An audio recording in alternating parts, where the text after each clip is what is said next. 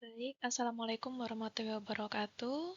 Pada semester ini, kita akan mempelajari bersama tentang analisis makanan dan minuman. Nah, analisis makanan minuman itu merupakan mata kuliah pilihan bagi mahasiswa program studi sarjana farmasi yang mempelajari tentang prinsip metode analisis, prosedur analisis, dan pengolahan data serta interpretasi hasil analisis makanan dan minuman. Senyawa makanan dan minuman yang dianalisis meliputi senyawa mayor, yaitu karbohidrat, lemak, dan protein. Kemudian juga ada analisis bahan tambahan makanan yang diperbolehkan dan bahan tambahan yang dilarang, analisis air dan minuman, analisis logam berat, dan juga analisis pestisida. Pada mata kuliah analisis makanan minuman ini, saya selaku dosen pengampu juga akan ditemanin oleh Pak Lutfi, Bu Prisma, juga ada dosen baru yakni Pak Kevin Awidarta. Berikut adalah pembagian topik. Jadi untuk topik yang pertama yakni tentang analisis bahan tambahan makanan, ini bersama saya.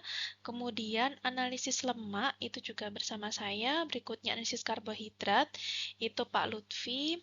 Dan juga analisis protein itu Bu Prisma, analisis cemaran logam Bu Prisma, analisis pestisida dan analisis minuman akan disampaikan oleh Pak Kevin. Setelah itu pada minggu ke-8 kita akan melaksanakan UTS bersama. Setelah UTS yakni mulai minggu ke-9 sampai minggu ke-16 adalah project base. Jadi minggu ke-9 ini tentang pemilihan topik yang akan dilakukan analisis, kemudian minggu ke-10 pendahuluan, jadi nanti kalian mengerjakan bab 1 dan juga bab 2, minggu ke-11 ini metode, lalu minggu ke-12 hingga ke-14 kalian akan bekerja di lab untuk analisis sampel, lalu minggu ke-15 kalian akan menyusun hasil dan pembahasan, minggu ke-16 yakni presentasi dan juga pengumpulan laporan dari hasil analisis makanan dan minuman yang sudah dilakukan. Baik, berikut adalah rubrik penilaiannya. Jadi, untuk project base ada beberapa aspek yang akan dinilai. Yang pertama dari laporan, bagaimana kalian menyusun mulai dari introduction atau pendahuluan, kemudian metode, hasil, dan juga pembahasan. Lalu ada presentasi. Presentasi nanti dilakukan secara berkelompok ya, untuk laporan juga kelompok, lalu diskusi. Nah, untuk diskusi ini akan dilakukan sesi tanya jawab antara dosen pembimbing ya. Jadi nanti tiap-tiap kelompok itu akan mendapatkan satu dosen pembimbing.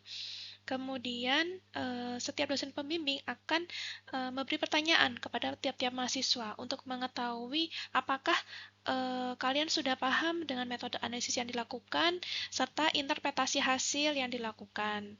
Nah, selain itu ada juga penilaian kognitif terkait tugas sebanyak 10%, lalu UTS di sini ada 30% dan juga totalnya nanti sebanyak 100%. Oke, berikut adalah 3 referensi yang bisa kalian pelajari ya dalam mata kuliah analisis makanan dan minuman ini. Untuk e-booknya sendiri itu sudah saya share di Elevate, nanti bisa kalian download dan kalian pelajari. Nah, untuk yang pertama ini, topik 1 adalah tentang analisis BTM atau bahan tambahan pangan atau bisa juga disebut bahan tambahan makanan. Nah, CPMK pada topik 1 adalah mahasiswa mampu memahami prinsip, metode, preparasi sampel, cara kerja metode, dan interpretasi analisis bahan tambahan makanan atau BTM, baik yang diperbolehkan dan juga yang dilarang. Oke, jadi jenis analisis sendiri itu ada 2 ya. Seperti yang pernah kalian pelajari mungkin di semester sebelumnya. Jadi ada analisis kualitatif dan juga ada analisis kuantitatif. Nah, apa itu analisis kualitatif? Jadi analisis kualitatif merupakan suatu metode analisis untuk mengidentifikasi ada atau tidaknya suatu zat dalam sampel. Jadi untuk mengkonfirmasi ada atau tidak sih analit target di dalam sampel tersebut. Jadi untuk memberi jawaban iya atau tidak. Nah, sedangkan analisis kuantitatif itu untuk menentukan jumlah ataupun kadar dari zat tersebut di dalam sampel. Jadi pada saat kalian melakukan analisis kuantitatif, kalian harus tahu berapa kadarnya. Entah itu dalam satuan ppm, dalam satuan molar, ataupun dalam satuan lainnya. Nah, ini saya mengambil salah satu contoh artikel tentang analisis kandungan formalin dan boraks dalam mie kuning, kerupuk merah, dan ayam menggunakan metode rapid test kit dan spektrofotometri UV vis. Nah, dalam artikel tersebut, itu tahap pertama yang dilakukan adalah menggunakan rapid test kit, yakni rapid test kit formalin dan juga rapid test kit boraks. Nah, rapid test kit ini merupakan contoh analisis kualitatif. Nah, melalui uji warna di sini, jadi di sini dijelaskan ya pada gambar 1, warna keunguan ini terbentuk karena terdapat gugus aldehid pada sampel yang positif formalin. Jadi, apabila sampel tersebut itu mengandung formalin, maka pada uji rapid test kit ini akan berubah warna. Gitu. Warnanya menjadi keunguan. Mengapa bisa berubah warna? Karena adanya gugus aldehid pada sampel yang bereaksi dengan reagen yang ada di rapid test kitnya. Berikutnya adalah rapid test kit boraks. Jadi, apabila si sampel ini mengandung boraks, akan terbentuk suatu kompleks, senyawa kompleks ya, berwarna merah di sini. Nah, mengapa bisa berwarna merah? Itu karena adanya reaksi antara boron pada boraks dan juga kurkumin. Nah, dari contoh analisis kualitatif ini, kita hanya bisa memberi jawaban, oh iya, ternyata di dalam mie kuning itu mengandung formalin dan juga boraks. Apa buktinya? Karena ada perubahan warna pada saat dianalisis menggunakan rapid test kit, baik itu untuk uji formalin maupun uji boraks. Nah, untuk berikutnya adalah contoh analisis kuantitatif formalin. Jadi di artikel tersebut, analisis kuantitatif formalin dilakukan menggunakan spektrofotometer UV visible. Nah, seperti yang pernah kalian lakukan ya di praktikum-praktikum sebelumnya, bahwa untuk analisis kuantitatif itu harus ada standar bakunya atau harus ada senyawa standarnya. Apa itu senyawa standar? Merupakan suatu senyawa dengan tingkat kemurnian tinggi yang telah teruji dengan menggunakan metode tertentu yang merujuk pada mungkin bisa menggunakan bahan standar atau bahan baku farmakope Indonesia. Artinya bahan standar tersebut itu telah diuji berdasarkan metode yang ada di farmakope dan memiliki kemurnian yang tinggi yang ditujukan dari hasil analisis tersebut. Gitu. Bisa juga dari USP. Nah, di sini yang perlu dilakukan untuk analisis kuantitatif adalah membuat kurva kalibrasi, di mana dibuat dari minimal 5 range konsentrasi yang berbeda. Di sini dicontohkan dari range 1 sampai 6 mikrogram per mili, yang mana standar tersebut lalu diukur absorbansinya dan dibuat kurva kalibrasinya dan nanti akan didapat persamaan regresinya. Nah, dari persamaan regresi tersebut akan digunakan untuk mengukur berapa kadar formalin di dalam sampel. Nah, ternyata pada hasil analisis ini diketahui sampel mie itu memang mengandung formalin. Nah, ini kadarnya sekitar 487 mg per kilogram. Nah, di sini ada keterangan spike. Spike di sini adalah suatu larutan yang mana dengan sengaja itu ditambahkan formalin gitu untuk tahu apakah memang betul analisis ini itu memang mampu mengukur kadar formalin gitu. Jadi spike ini formalinnya ditambahkan bisa ke dalam suatu matriks ataupun ke dalam pelarut ya untuk mendeteksi keberhasilan dari pengukuran si formalin tersebut. Nah, berikutnya adalah analisis kuantitatif boraks. Jadi, 3 sampel tadi ya, ada sampel mie, kerupuk, dan ayam. Itu selain dianalisis formalin juga dianalisis kadar boraksnya. Nah, ternyata dari hasil pengukuran menggunakan spektro UV ya, diketahui bahwa ternyata memang mie ini itu positif mengandung boraks dengan kadar 43 sampai 45 mg per kilogram. Jadi kalau kita runut ya dari hasil analisis kualitatif yang pertama, berdasarkan uji rapid test itu sampel mie memang mengandung formalin dan boraks. Dan ternyata berdasarkan hasil analisis kuantitatifnya menunjukkan kadar keberadaan boraks dan formalin dalam sampel mie tersebut. Sehingga dapat dikatakan bahwa metode rapid test itu juga hasilnya sejalan juga dengan metode analisis kuantitatif menggunakan spektro UV vis. Dan memang mie tersebut memang positif mengandung rodamin dan juga boraks. Maaf, mengandung formalin dan juga mengandung boraks. Nah, berikutnya kita akan mempelajari tentang suatu proses analisis. Jadi saat kita akan melakukan suatu analisis, itu terdiri dari beberapa tahapan. Jadi alur suatu analisis itu terdiri dari beberapa tahapan.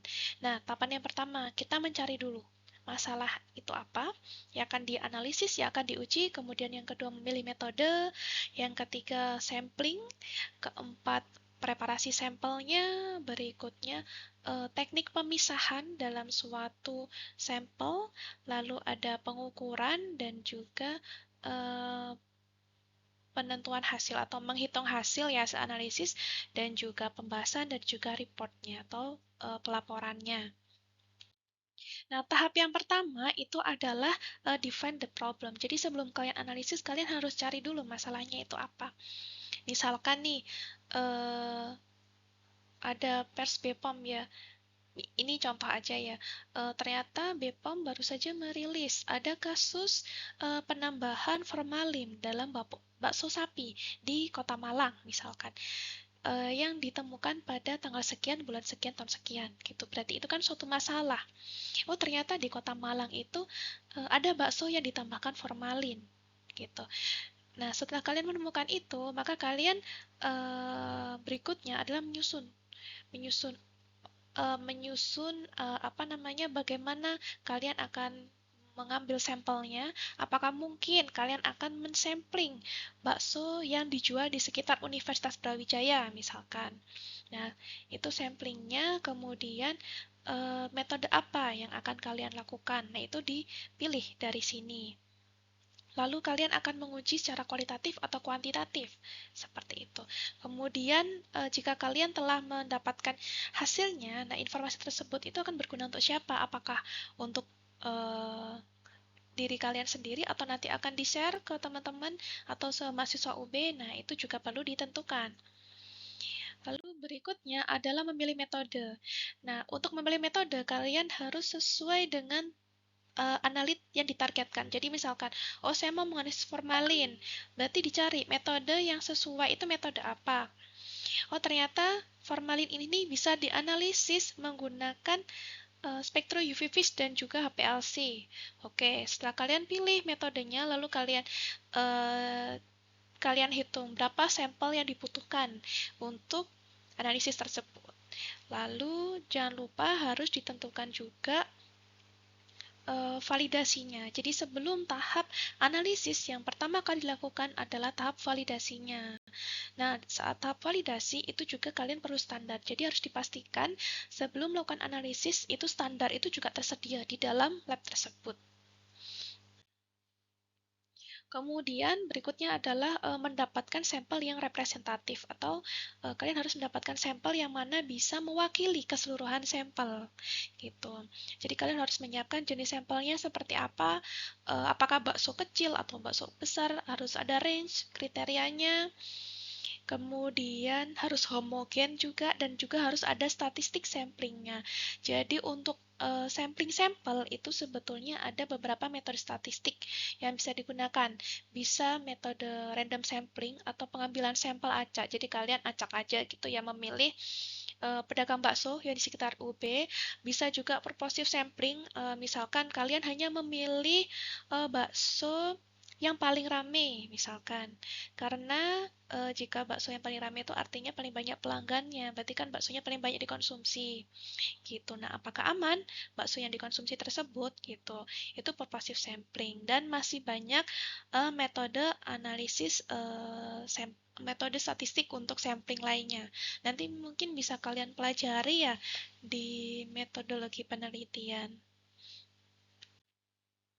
Oke, berikutnya adalah preparasi sampel sebelum tahap analisis. Jadi sebelum tahap analisis kalian harus preparasi sampel terlebih dahulu. Jadi kalian harus cek dulu sampelnya bentuknya apa. Oh, bakso bentuknya padat. Nah, lalu kalian cari dulu, kalian akan menganalisis formalin.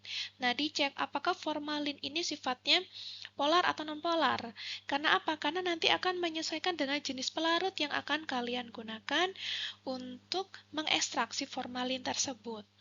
Misalkan, oh ternyata formalin itu non-polar, berarti kalian harus cari pelarut non-polar yang akan digunakan nantinya. Oke, setelah itu eh, dicek kira-kira faktor apa lagi yang akan mempengaruhi dalam tahap preparasi tersebut.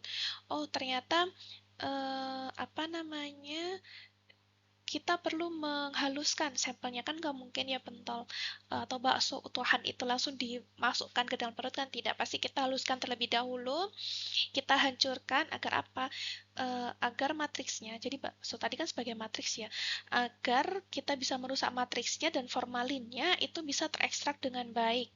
Begitu. Jadi, yang pertama kali ya kita harus rusak matriksnya, lalu baru tahap ekstraksi formalin. Nah, setelah tahap ekstraksi formalin, baru berikutnya bisa dianalisis.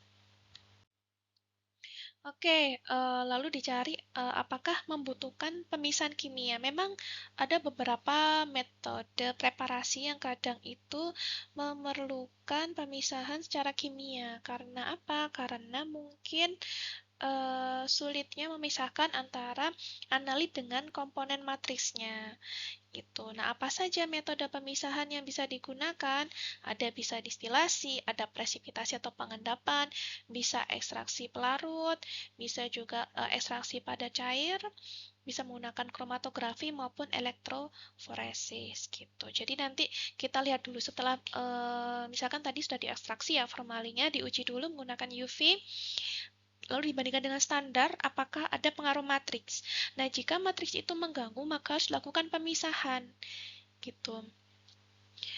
Kalau misalkan matriksnya tadi itu bisa muncul di spektrum maupun HPLC, artinya kan kompolarnya hampir sama ya, maka bisa kita ekstraksi menggunakan ekstraksi cair-cair.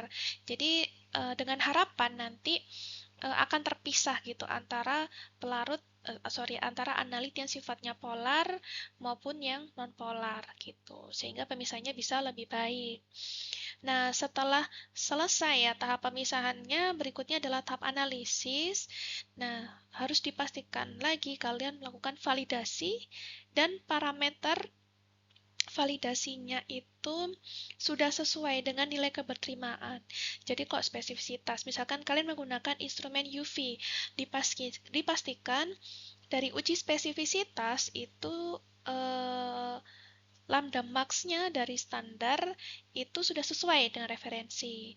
Jika menggunakan HPLC, pada uji spesifisitas harus dipastikan bahwa kromatogramnya sesuai, kemudian juga bisa terpisah antara analis satu dan yang lainnya, atau kita bisa memisahkan teranalit target dengan senyawa pengganggu atau pengatur lainnya gitu.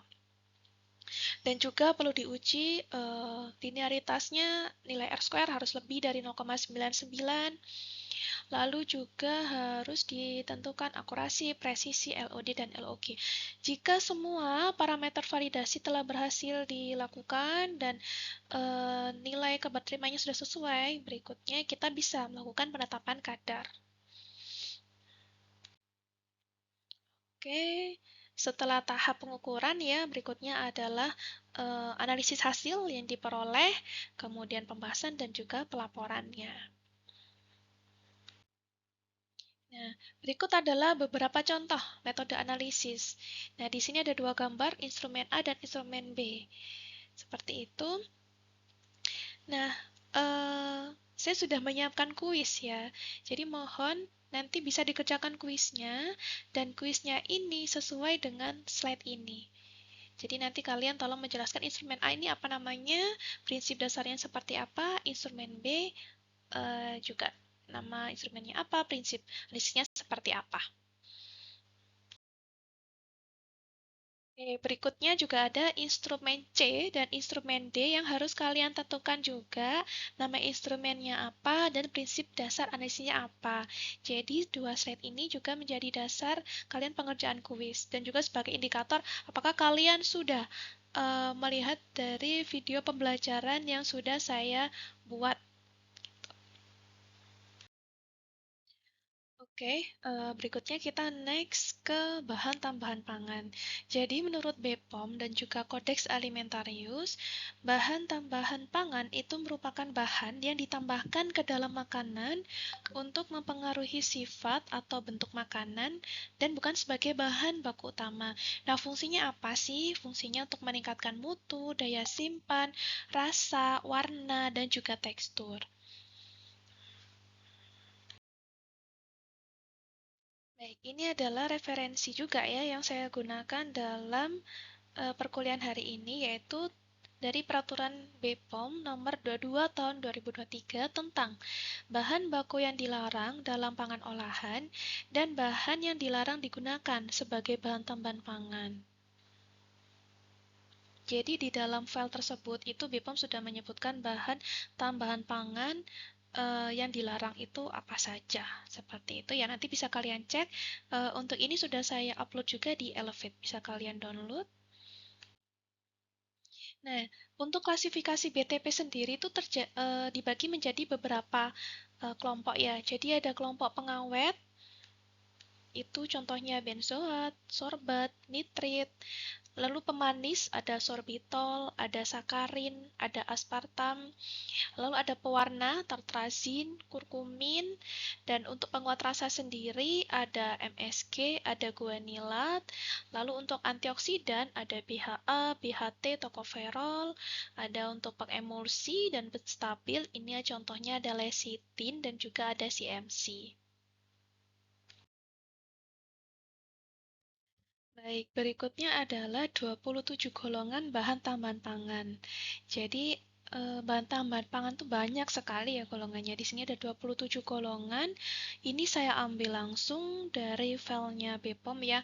Di sini ada anti buih, anti kempal, antioksidan, lalu ada pembawa, pembentuk gel, pengatur keasaman, pengawet, pengembang, pengemulsi, hingga ke perisai. Jadi banyak sekali ya bahan tambahan itu yang dengan sengaja memang ditambahkan ke produk makanan ataupun minuman ya untuk meningkatkan rasanya, umur simpannya, tampilannya, seperti itu. Nah, bahan tambahan pangan yang diperbolehkan, ini yang natural atau yang alami ya. Contohnya ada kurkumin, riboflavin, asam ascorbat, dan untuk sintetik itu dengan batasan ADI atau acceptable daily intake. Nah, ini regulasinya ada di Peraturan BPOM nomor 11 tahun 2019. Jadi sudah di list ya di situ bahan tambahan pangan yang diperbolehkan tuh apa saja. Baik, untuk bahan tambahan pangan yang dilarang itu contohnya ada apa saja? Pewarna berbahaya, di sini ada rodamin B, ada metanyl yellow. Nah, untuk pengawet itu yang tidak boleh digunakan adalah formalin dan boraks. Itu jelas tidak boleh. Nah, alasannya kenapa? Alasannya adalah karena sifatnya yang toksik dan juga karsinogenik. Nah, ini contoh BTP yang dilarang ya, digunakan dalam makanan maupun minuman, dan ini saya ambil dari peraturan BPOM yang tadi, yaitu contohnya ada asam borat, lalu ada asam salisilat, dan garamnya dietil pirokarbonat. Nah, di sini ada formaldehid ya, itu nggak boleh. Lalu minyak nabati yang dibrominasi, nitrobenzen, itu juga tidak boleh. Lalu ini ada orange chip, ponseu, lalu ada rodamin B, sudan 1, scarlet, violet. Nah, ini adalah contoh bahan tambahan pangan yang dilarang. Jadi, kalian harus berhati-hati ketika nanti membeli makanan maupun minuman. Silakan dicek dulu di komposisinya apakah mengandung bahan tambahan pangan yang dilarang. atau berbahaya. Baik, sampai di sini ya materi tentang pengenalan analisis makanan minuman dan juga tentang BTM atau BTP.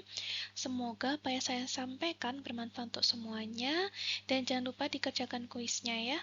Oke, terima kasih. Wassalamualaikum warahmatullahi wabarakatuh.